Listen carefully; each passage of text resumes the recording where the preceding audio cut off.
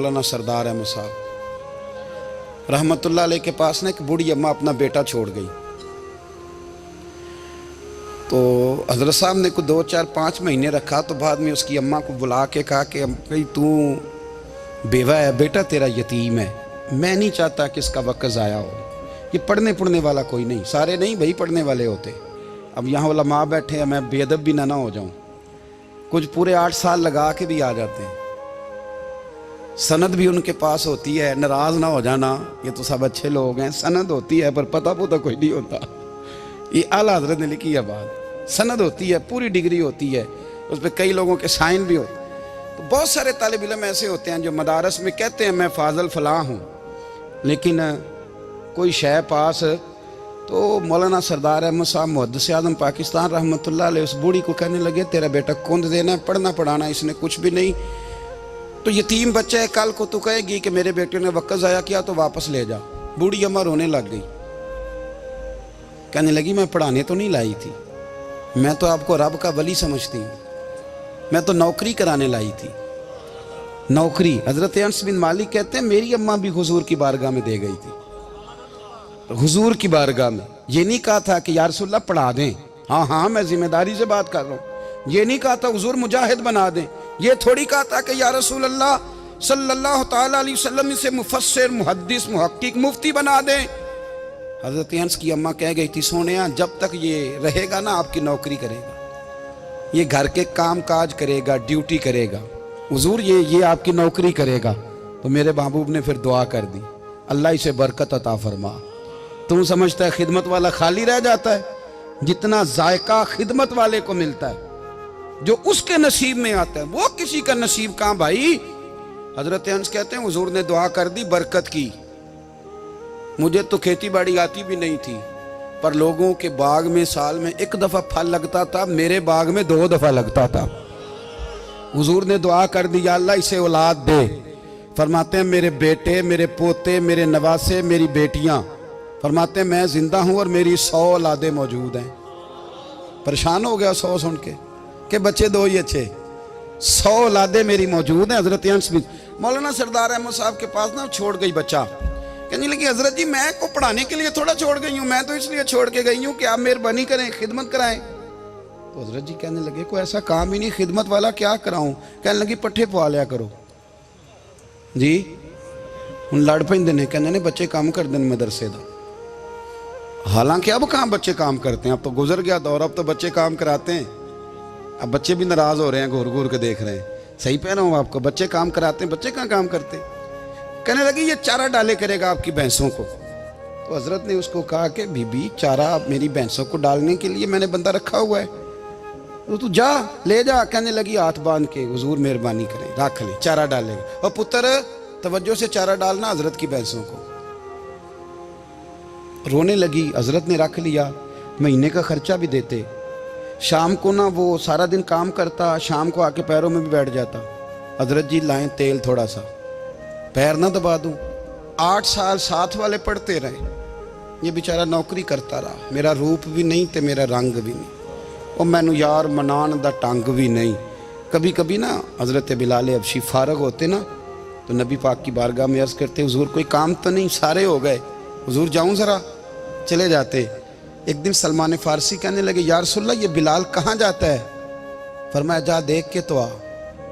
हजरत सलमान वापस आए तो आके रोने लगे, कहने लगे सोनिया जब यहाँ से जाता है ना तो जाके सैयदा फातिमा की चक्की पीसनी शुरू कर देता, बीबी साहबा के काम करने लगता है, घर में जाके असनैन की ड्यूटी करता है, वहाँ भी काम यहाँ भी काम।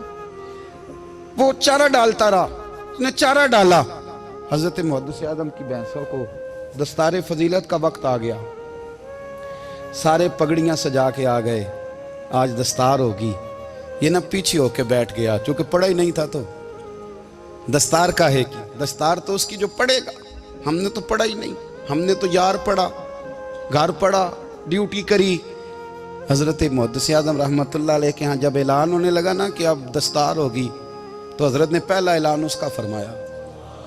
तो मजां वाला बंदा कपड़े भी कदी कदी बदलता है ना, वो कहता है जिस हाल में भी था मैं पलट के देखने लगा कि पढ़ा पढ़ाया तो है, कोई शय नहीं। तो ये माजरा क्या है। पीछे से उठ के आए تو کہتے ہیں باقیوں کی دستار کسی عالم نے کی، کسی صوفی نے کی، لیکن یہ بھینسوں کو چارہ ڈالنے والا جب آیا تو محدث اعظم نے فرمایا پگڑی کے بال کو کوئی ہاتھ نہ لگائے، یہ ساری دستار میں نے کرنی ہے۔ اور فرماتے ہیں حضرت بال بھی دیتے جاتے تھے اور آنسو بھی بہاتے جاتے تھے، ماتھا بھی چومتے تھے اور فرماتے تھے دستار کے بعد چلا تو نہیں جائے گا یار، مجھے تو عبادت بھی نہیں رہ گئی، مجھے تو چابیوں کو بھی نہیں پتا کون سی کہاں رہتی ہے، جائے گا تو نہیں تو رو پڑا، کہنے لگا سونیا جائے تو وہ جس کے پلے کچھ ہے ہو، آتا جاتا تو ہے کچھ نہیں، مجھے کس نے رکھنا ہے، میں نے کہاں جانا ہے، ادھر کہاں تو ادھر ہی رہوں گا۔ وہ اس طالب علم کے سارے استاد بھائی کہتے ہیں اس نے دستار کرائی، پڑھا پڑھایا کچھ نہیں، پر جو مسئلہ اڑ جاتا تھا نا، وہ جو اڑ جاتا تھا نا، وہ جا کے اس سے پوچھتے تھے تو کتابیں کھولنے کی ضرورت نہیں پڑتی تھی۔ حضرت بلال حبشی کبھی سپاہ سالار بنے تھے کسی جنگ میں، کسی صوبے کے گورنر بنے ہوں؟ بولو تو صحیح یار، ان کا تعارف کیا تھا؟ نبی کریم کے غلام۔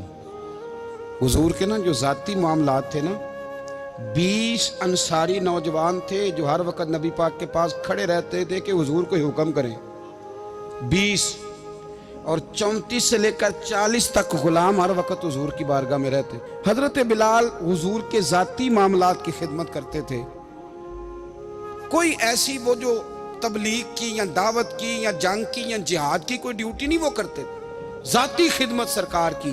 حضرت عمر فاروق وہ شخص ہیں کہ جنہوں نے کبھی کسی بندے کو خاطر میں نہیں لائے ہوئے، لیکن جب حضرت بلال آتے تھے نا تو جناب عمر اٹھ کے کھڑے ہوتے تھے، کرسی چھوڑتے تھے اور پھر ایک نعرہ لگاتے تھے، کہتے تھے یا بلال انت سیدنا، بلال تو ہمارا سردار ہے یار، تو ہمارا، یعنی عشق کا ذوق پورا کرنا انہیں بھی آتا تھا۔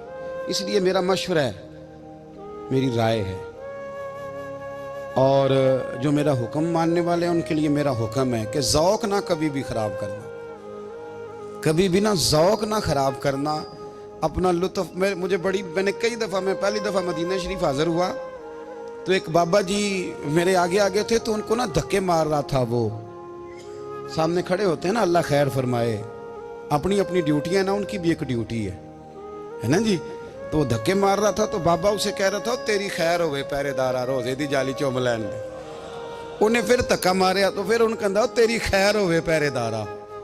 میں نے، وہ بالکل ان پڑھ بابا جی تھے پر مجھے انہوں نے بہت بڑی بات سمجھا دی، میں نے ان سے بڑا سیکھا، منبر پہ ذکر کر رہا ہوں۔ وہ تیسری دفعہ پھر دھکا مارا، تیری خیر ہوئے پہرے دارا روزے دی جالی۔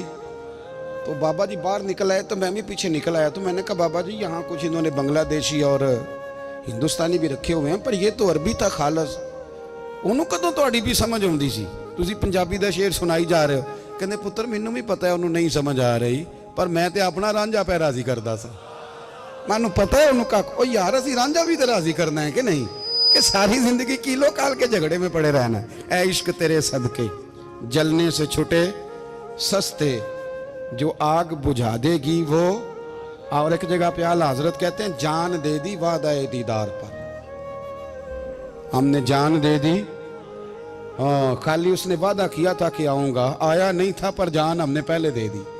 تو اس لیے نا ذوق، شوق، پیار، وارفتگی، محبت اساتذہ کے لیے، بزرگوں کے لیے، علماء کے لیے، مشائخ کے لیے، بڑوں کے لیے نہ ذوق نہ کبھی خراب ہونے پائے۔ اللہ آپ کو سلامت رکھے۔ اور کچھ دعائیں میں نے دے دی ہیں، کچھ اللہ جانتا ہے میرے دل میں ہیں، وہ میں دیتا رہتا ہوں۔ اللہ آپ کو ہمیشہ شاد و آباد فرمائے۔